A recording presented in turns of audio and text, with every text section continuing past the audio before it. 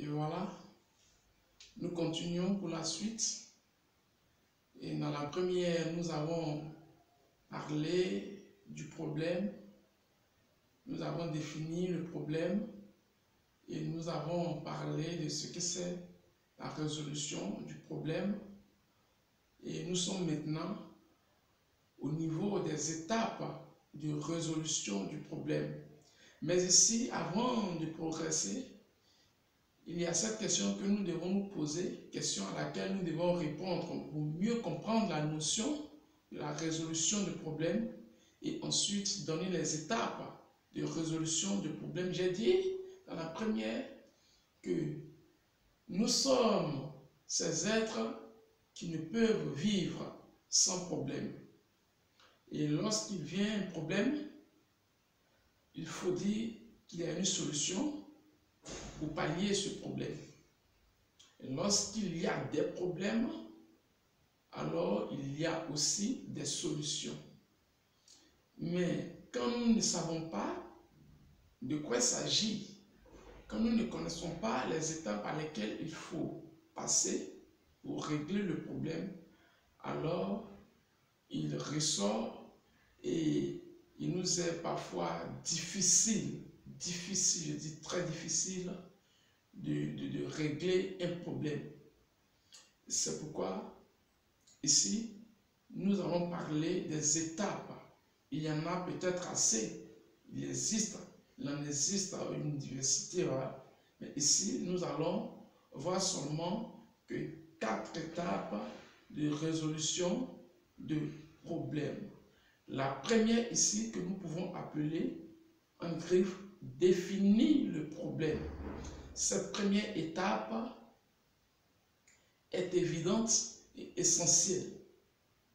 Il faut clairement identifier le problème pour pouvoir le résoudre correctement.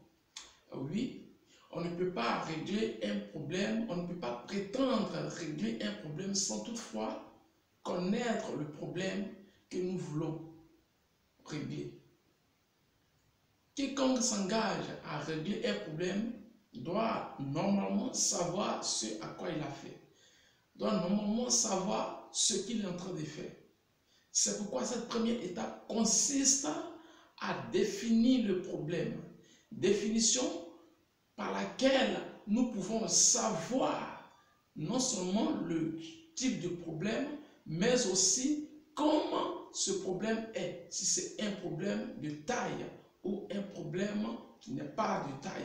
Alors cette étape consiste à définir le problème. Donc il faut d'abord définir le problème avant de pouvoir, sinon avant de s'engager à le régler. Et sans cette étape-là, il est impossible de régler un problème. On ne peut pas prétendre régler un problème sans toutefois savoir ce que nous avons réglé. C'est pourquoi en première étape, nous devons définir le problème. La deuxième étape qu'on peut appeler ici, l'étape d'identification des causes du problème. C'est une étape, oui, par laquelle nous identifions les causes du problème. Ici, puisque nous connaissons maintenant le problème, maintenant il faut déterminer quelles en sont les causes. Le but ici est d'agir sur ce qui crée le problème et non pas sur les symptômes du problème. Parce que c'est ce qui fait aussi de nos jours le problème, le véritable problème qui est lorsque nous nous engageons à régler un problème. Oui, non seulement nous ne cherchons pas à savoir ce que c'est, à connaître le type du problème, mais nous nous engageons certaines fois à les régler par les symptômes. Non, un problème ne se règle pas aux symptômes, par les symptômes. Quiconque s'engage à régler un problème par les symptômes doit s'attendre à ce même problème à un autre niveau.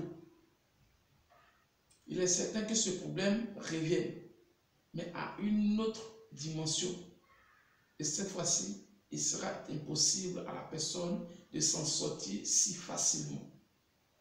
C'est pourquoi il faut identifier les causes du problème.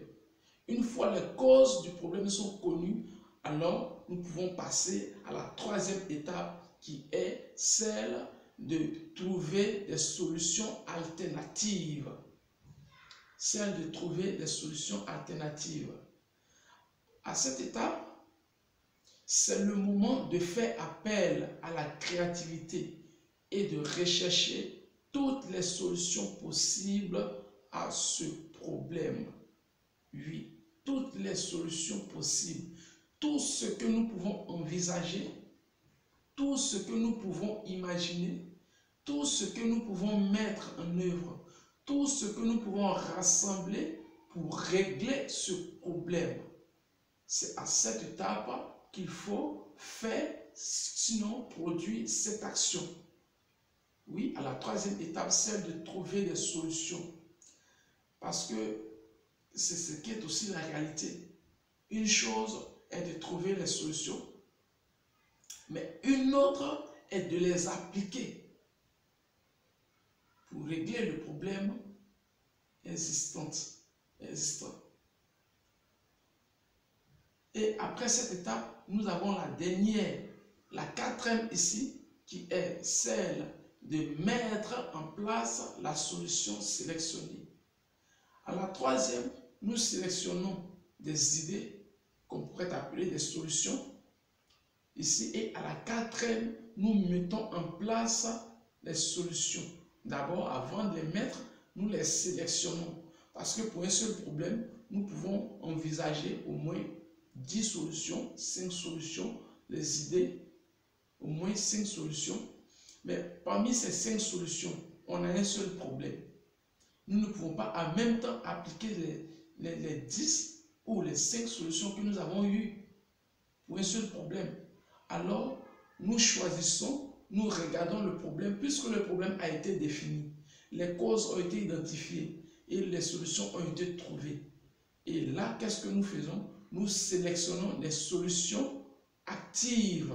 Nous sélectionnons des solutions fiables. Nous sélectionnons des solutions justes dans le seul but de pouvoir régler ce problème.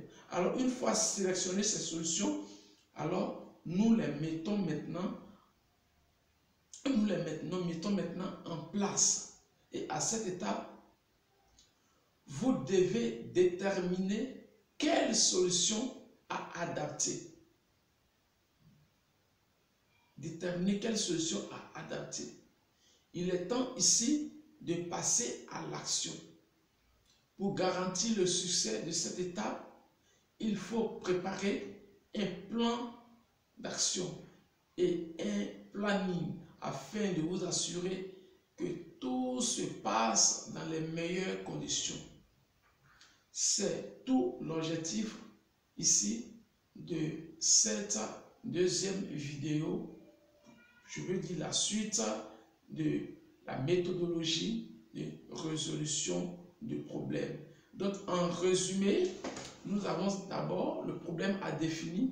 Pour régler un problème, il faut d'abord définir le problème.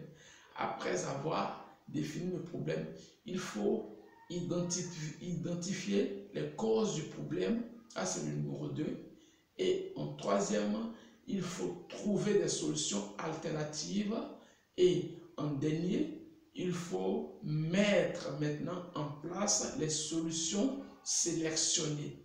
Et quand nous respectons ces étapes, quand nous sommes passés par ces étapes, il est certain que ce problème ne soit plus de taille, mais au contraire, réglé et pour de bon.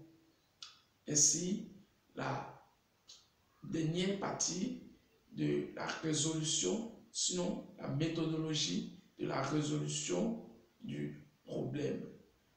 Merci, que Dieu vous bénisse. Shalom.